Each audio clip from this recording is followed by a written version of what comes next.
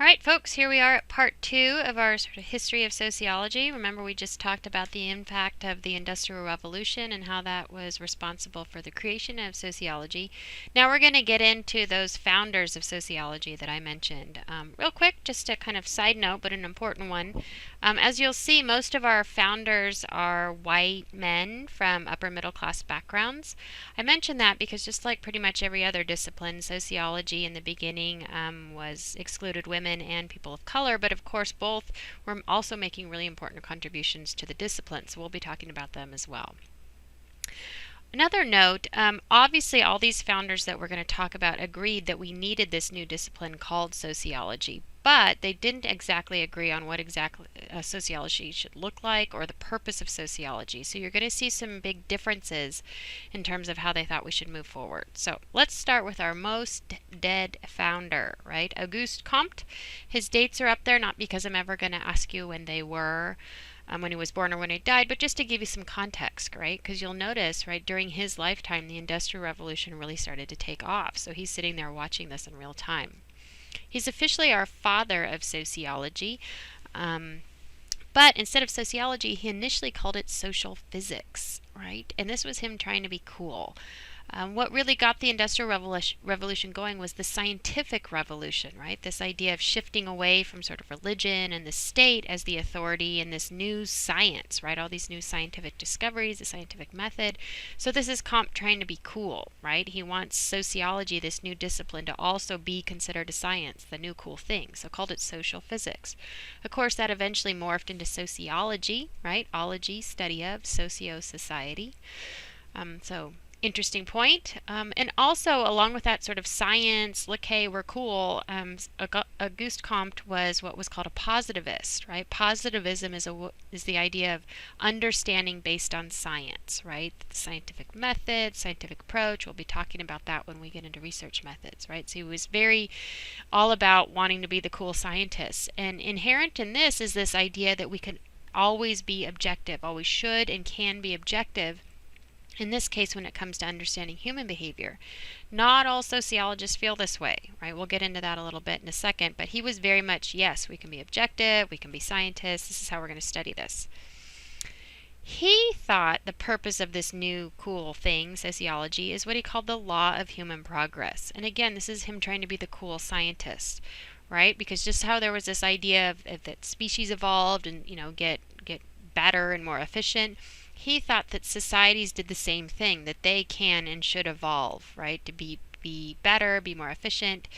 And specifically, societies go through 3 stages, right? Now, let's not get stuck in the weeds on all this, right? Let's just keep it simple.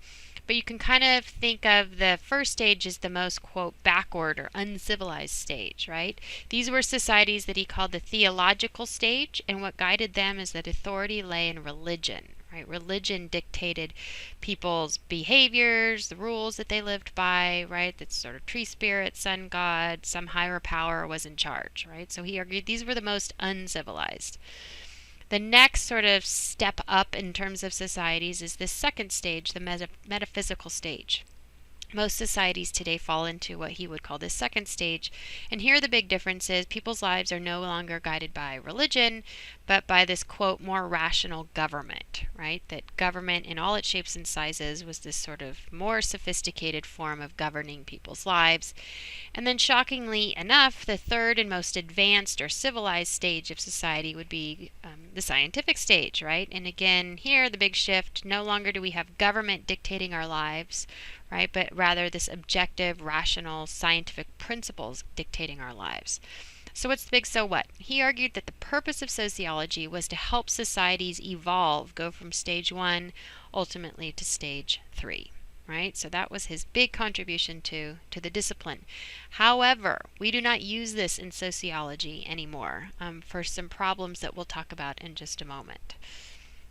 Right? There's all of these founders that we're going to talk about, their strengths and weaknesses to their approach. So let's look at the weakness of Comte's discussion of the law of human progress. If you think about it, this idea of we're going to go help civilize some other society is really based on a pretty problematic notion. That's the idea of ethnocentrism, right? The idea that one society's way of doing things is somehow better than another society. And you start to run into some weird ethical concerns there, right? Who gets to decide that your way of life is better than somebody else's way of life? And who gets to decide that your government's better than their government, right? We run into some funky territory here. So sociologists don't use this anymore. But Comte didn't come up with this idea all on his own, right? This idea, this law of human progress, is really borrowing from the idea of colonialism, right? Colonialism is the idea where one wealthy country goes into another country and essentially takes over. Usually on the basis of we're going to go civilize that country. We're going to go improve their government. We're going to go improve their religion, their way of life, right? So here's a map of the continent of Africa and how it was sort of divided up amongst colonial powers, right? These wealthy countries going in and sort of taking over.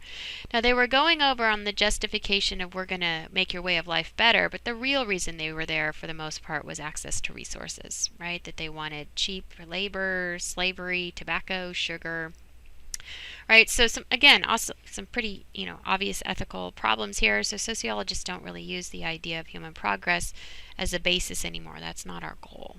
But some interesting points about Comte. Well, let's meet Comte's arch enemy, Herbert Spencer. Again, some dates there just for some context. Again, both Comte and Spencer totally agreed, yeah, we need this new thing called sociology, but that's about all they agreed on. And their big point of contention here is the purpose of sociology.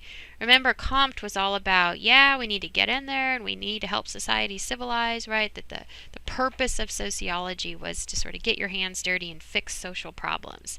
Herbert Spencer was the exact opposite. Yes, we need sociology, but no way should we be getting our hands dirty and fixing things, right? That would disrupt the, quote, natural order of things. If we start messing with things, we're going to mess it up, right? Our job is just to study society, specifically the effects of the Industrial Revolution.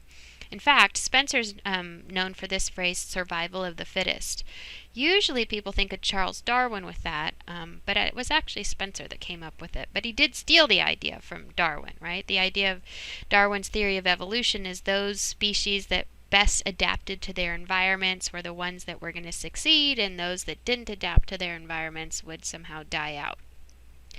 Spencer took this idea and applied it to society and individuals, right? He argued that those societies, those individuals that were doing well, that were wealthy, that were succeeding, were the ones that had, quote, best adapted to their environment versus those at the bottom, sort of sucks to be you, right? You just didn't adapt. It's kind of your fault. Probably not surprisingly, right? The wealthy, the powerful, big Spencer fans, right? Totally used to justify inequality, right? People at the top could look down and go, gee, sorry you're so poor, sorry things suck, but it's kind of your fault, and vice versa. We'll talk about this a little bit more in just a second. Another big point of contention between Spencer and Comte has to do with this idea of objectivity in science. Remember, Comte was all about we can be objective, we're scientists, right? We're not going to let our personal opinions get in the way. Spencer really questioned that, right? He argued, can we ever truly be objective when we're studying people and social interaction? And I think it's a good question, and we'll revisit that when we get into research methods. But let's go back to this idea of survival of the fittest. So remember, we don't use Comte's law of human progress. We also don't use Spencer's idea of survival of the fittest, and let's talk about why. The survival of the fittest, this idea that, those that are at the top should be there and those at the bottom should, sort of deserve to be down there, there's a significant flaw in this way of thinking, right? Survival of the fittest assumes an even playing field. It assumes that we all start at the same starting line. So, for example, technically there's no law saying that you can't go to a private elite university, right? There's no law that says you can't go to Harvard, Stanford, right? Theoretically, we all have equal access to that resource. But, of course, in the real world, we don't all have equal access to that resource, right? There may be no law saying you can't go to Harvard or Stanford, but if you're a person coming from a wealthy family where both parents had gone to Harvard, they had the resources to pay for your tutoring and training and those fancy summer camps. You're starting a lot closer to that resource, in this case Harvard, than someone who's coming from a first generation college, someone that's a first generation college student, someone that's coming from a working class background, someone that didn't have access to tutoring and special and fancy camps, right? So our problem with the survival of the fittest is it doesn't recognize social inequality and how that works in the real world.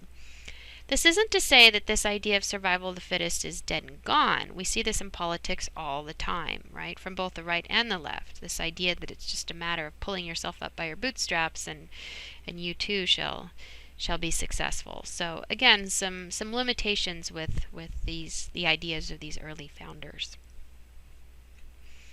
Okay, so as I mentioned, while dominated by white, male, generally upper-class men, women and people of color had been making really important contributions to the discipline right from the get-go.